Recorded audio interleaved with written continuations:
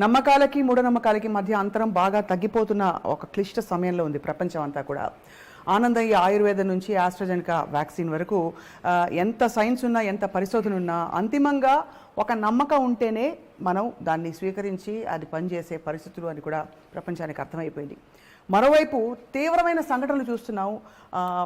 పూర్తిగా విచక్షణ కోల్పోయి ఇంకా ఏదో ఉందని ఆశించి ఉన్న జీవితాన్ని కాపాడుకోకుండా ఎక్కడెక్కడో ఎలాంటివో క్షుద్ర పూజలు చేసేసి సొంత పిల్లల్ని కూడా బలిస్తున్న కఠోరమైన సంఘటనలు కూడా చూస్తున్నాం.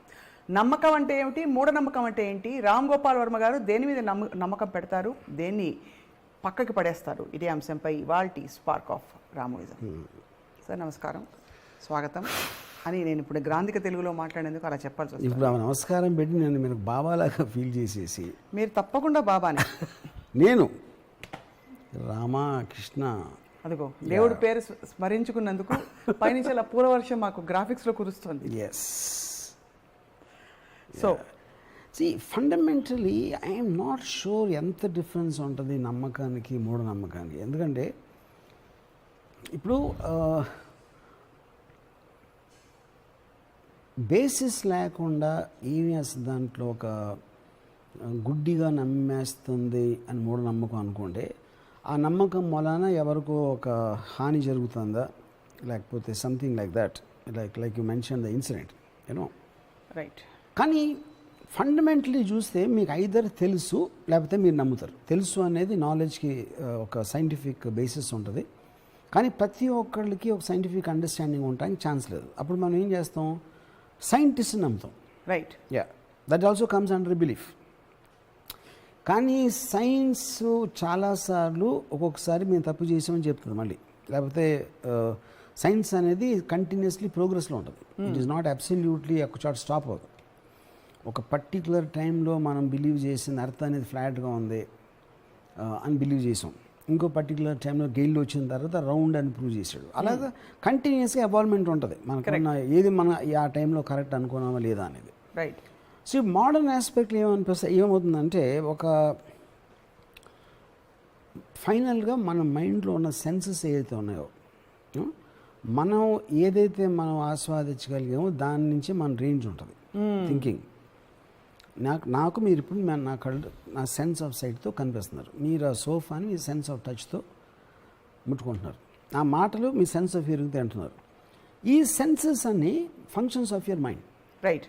అప్పుడు మీ ఇంద్రియాలు పనిచేయటం వల్లనే నేనున్నానా లేకపోతే ఏదో షూట్ జరుగుతుందా, స్పార్క్ ఆఫ్ రామిజం అనేది మీకు ఎలా తెలుస్తుంది? Because of your senses. Right. మీరు ఇప్పుడు నేను మాట్లాడే మాటలు బోర్ కొట్టి మీరు నిద్రపోయారు అనుకోండి, మొత్తం రామిజం మాయమైపోతుంది, నేను మాయమైపోతుంది అంతా. So existence of everything is actually only in your mind. దానికి రియాలిటీ ఉండదు, ఎందుకంటే మీరు నిద్రపోయినప్పుడు ప్రపంచం పోయింది, మెలుగుకుంటూ వస్తుంది అది. And this happens to every conscious living being. So అప్పుడు నాకు నేను తప్పిస్తే ప్రపంచమే లేదు అని నేను అనుకున్నాను అనుకోండి ఒక సెకండ్, విచ్ ఇస్ కరెక్ట్. ఎందుకంటే మనం నిద్రపోతున్నప్పుడు మన కళ వచ్చినప్పుడు అదే నిజం అనిపిస్తుంది. మేల్కొనే వరకు 100% అది నిజం అని మనం ఫీల్ అవుతాం. ఎందుకు? మన సెన్సెస్ చెప్తున్నాయి, మనకున్న మైండ్లో ఇంటర్నల్ ప్రాసెస్లో ఇది నిజం అని భ్రమ కలిగిస్తాం. So same thing can extend outside. Yeah. Separate ఈ నమ్మకం మూఢనమ్మకం కాంటెక్స్లో ఏ మనిషి దేన్ని నమ్ముతున్నాడు అనేది కేవలం అతని పర్స్పెక్టివ్లో ఉంటుంది. అది ఇప్పుడు ఫర్ ఎగ్జాంపుల్ మన ఒక అన్ఎడ్యుకేటెడ్ పర్సన్ ఉంటాడు, ఎవడో ఊర్లో ఉంటాడు, ఒక ట్రైబల్ ఉంటాడు, లేకపోతే ఒక యానిమల్ ఉంటుంది. దాని ప్రపంచంలో అది ఏం నమ్ముతుంది, వాడు ఏం నమ్ముతున్నాడు అని మనకు అర్థం అవ్వటం అనేది ఇంపాసిబుల్ అసలు ఆ కాంటెక్స్లో. సో ప్రతి థింకింగ్ పర్సన్కి వాళ్ళ సెపరేట్ ప్రపంచం ఉంటుంది. రైట్. ఇప్పుడు ఆ ప్రపంచంలో దెయ్యాలు ఉన్నాయా, దేవుళ్ళు ఉన్నాయా, ఆనందయ్య ఉన్నాడా, లేకపోతే బ్రహ్మ ఉన్నాడే అనేది ప్రతి పర్సను ఒక పర్టికులర్ ఎలిమెంట్స్ బట్టి వాడు ఒక డెఫినేషన్ తీసుకుంటాడు యూనో. సో ఆ ప్రపంచంలో లేని వాడికి అది మూఢనమ్మకం అనిపిస్తుంది. ఇప్పుడు ఉదాహరణకి మీరు మల్లిక్ పరచూరి గారిని విపరీతంగా నమ్మారా? Yeah, correct. నమ్మటం ఎందుకు కరెక్ట్ అంటే నాకు సబ్జెక్ట్ మ్యాటర్ తెలియదు. నాకు మల్లిక్ పరచూరి ఏం మాట్లాడుతున్నారు అనే సబ్జెక్ట్ మ్యాటర్ నాకు తెలియదు. అప్పుడు తెలియనప్పుడు నేనేం చేస్తాను, I will start trusting the personality. Right. మళ్ళీ పరిచయం మాట్లాడుతున్నారు, ఎక్స్ మాట్లాడుతున్నారు, వై మాట్లాడుతున్నారు, జెడ్ మాట్లాడుతున్నారు. ఈ నలుగురిలో ఎవరి మాటల్లో నాకు ఎక్కువ కాన్ఫిడెన్స్ అనిపించిందో అతని కాన్ఫిడెన్స్ నేను నమ్ముతున్నా. ఎందుకంటే తనకి తెలిసిన సైన్స్ నాకు లేదు, ఆ నేర్చుకునే ఇంట్రెస్ట్ లేదు, నాకు ఆ టైము లేదు, లేకపోతే కెపాసిటీ కూడా లేదు నాకు. సో మనలో ఉన్న ప్రతి మనం ఎవరైనా సరే ఫైనల్గా నమ్మకం అనేది లేకపోతే సొసైటీ ముందుకు నడవు. సో దీన్ని అర్థం చేసుకోవడానికి ఒక ప్రక్రియ, మనలో ఉండే ఒక గుణం అవతల మనిషిలో కనిపిస్తే దెర్ ఇస్ ఎ రెజొనెన్స్. ఆ రెజొనెన్స్ తో మన మీద మనకుండే నమ్మకం అక్కడ రెజొనేట్ అవుతుంది. పాసిబుల్. సో ఇప్పుడు like minded people flock together అని ఎందుకు అంటాం? అక్కడి నుంచి వచ్చింది అది. ఒకేలా ఆలోచించిన వాళ్ళు గ్రూప్ అవుతారు. అదొక పొలిటికల్ పార్టీ అవ్వచ్చు, రిలీజియస్ పార్టీ అవ్వచ్చు, లేకపోతే ఫ్రెండ్స్ గ్రూప్ అవ్వచ్చు. ఎవరైనా సిమిలర్ థింకింగ్ అనేది మీకు అట్రాక్షన్ అనేది ఎక్కువ ఉంటుంది, 100%. అది కలుస్తుంది అది. తర్వాత ఇప్పుడు అదే సేమ్ దాంట్లో నేను ఆలోచించే దానికి ఎంతో కొంత దగ్గరలో ఉందా, లేకపోతే తను మాట్లాడుతుందే నాకు కొంచెం వేతాళ్ళ కన్నా ఎక్కువ అర్థమవుతుందా, ఎక్కువ కన్విన్సింగ్గా అనిపిస్తుందా అనే దాంట్లో కూడా you will start believing in the person. ఒకటి. కానీ ఇక్కడ ఒక్క పాయింట్ ఏంటంటే కొన్ని ఆస్పెక్ట్స్ మీరు కౌంటర్ చేయొచ్చు. Mallik Paruchuri he's telling some data. Right.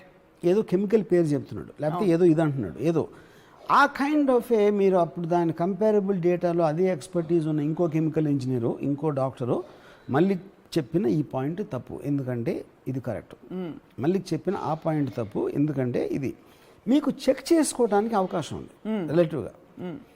కానీ మూఢనమ్మకం అనేది ఏదైతే ఉందో అది చాలా ఇండివిజువల్ పర్స్పెక్టివ్, అది చెక్ చేయడానికే లేదు. ఇప్పుడు నాకు దెయ్యం కనిపిస్తుంది అంటే మీరు ఎలా చెక్ చేస్తారు దెయ్యం కనిపిస్తుందా లేదా అని? సో వెరిఫికేషన్ ఉండాలి. వెరిఫికేషన్ ఉన్నప్పుడే మీకు సైన్స్ పనిచేస్తుంది. అప్పుడు కూడా మీ నమ్మకం అయినప్పటికీ chance of verification is there, which is why science works on data. Data is relatable and ఏమంటారు దాన్ని క్లియర్ కట్గా మీరు ఇక్కడ మీకు రీసెర్చ్ చేసుకోవడానికి అవకాశం ఉంది. మూఢనమ్మకం అనేది ఎక్కడ వస్తుందంటే మూఢనమ్మకం అనేది that is not based on any kind of verification. Right. అది ఒక పర్టికులర్ పర్సన్స్ పర్సనాలిటీ అంతే. అతని మైండ్లో ఉన్న ఒక ప్రపంచాన్ని he's managing to tell a group of people, వాళ్ళని కూడా కన్విన్స్ చేస్తాడు. దీంట్లో one of the biggest things ఏంటి, ఇప్పుడు జోన్స్ అని సౌత్ అమెరికా ఐ థింక్ ఒక 900 మందిని convince them to commit suicide ఒకేసారి, మాస్ సూసైడ్. అంటే ఎంత నమ్మకం కలిగించే శక్తి లేకపోతే అలాంటిది జరుగుతుంది. ఇప్పుడు చాలామంది నమ్ముతారు. ఎవరు నమ్ముతారు? ఇప్పుడు సపోజ్ తిరుపతి ఉన్నారు, తిరుపతి అందరు వెళ్ళి లైన్లో నుంచున్నారు, దేవుడి మీద నమ్మకం ఉన్న వాళ్ళు ఉంటారు లైన్ మొత్తంలో. కానీ ఒకవేళ వెంకటేశ్వర స్వామి నిజంగా ప్రత్యక్షమైపోయి లైన్లో నుంచిన వాళ్ళ దగ్గర మీరు అందరూ ఇప్పుడు చచ్చిపోండి, మీ అందరికీ నేను స్వర్గప్రాప్తి ఇచ్చేస్తా, వచ్చే జన్మలో ఇంతకన్నా బెటర్ లైఫ్ ఇస్తా అని చెప్పాడు అనుకోండి, ఆయన కూడా ఎవరు చావరు. ఎందుకంటే మీకు ఏది పోనప్పుడు మీ నమ్మకం ఉంటుంది, మీది పోయినప్పుడు ఆ నమ్మకం అంత పనిచేయదు. సో అదేంటి, అప్పుడు నమ్మకం కూడా డిగ్రీలో ఉంటుంది, అబ్సల్యూట్గా ఉండదు. ఇంతవరకు అయితే నమ్మితే ఇంతకు మించి కష్టం. ఆ నమ్మకం విపరీతమైన వచ్చేసి మీరు యాక్షన్ తీసేసుకున్నారు, దాని మీద యాక్చువల్లీ చేసేసారు, అది మూఢనమ్మకం. అది ఇప్పుడు వాళ్ళు ఎవరైతే మదనపల్లిలో వాళ్ళు నమ్మేసి శివుడు నాలోకి వచ్చేసాడు అందుకని చంపేసి చచ్చిపోయేది అంత లెవెల్లోకి ఆ డిగ్రీలోకి మీకు నమ్మకం వచ్చినప్పుడు దట్ కమ్స్ అండర్ మూఢనమ్మకం. ఎందుకంటే మీకు డైరెక్ట్ యాక్షన్ వచ్చేసింది. రైట్. ఇక్కడేంటి మీరు ఆచి తూచి కొంచెం కొంచెం చేస్తున్నారు, మరీ ఎక్స్ట్రీమ్కి వెళ్ళకుండా ఒక రేంజ్లో.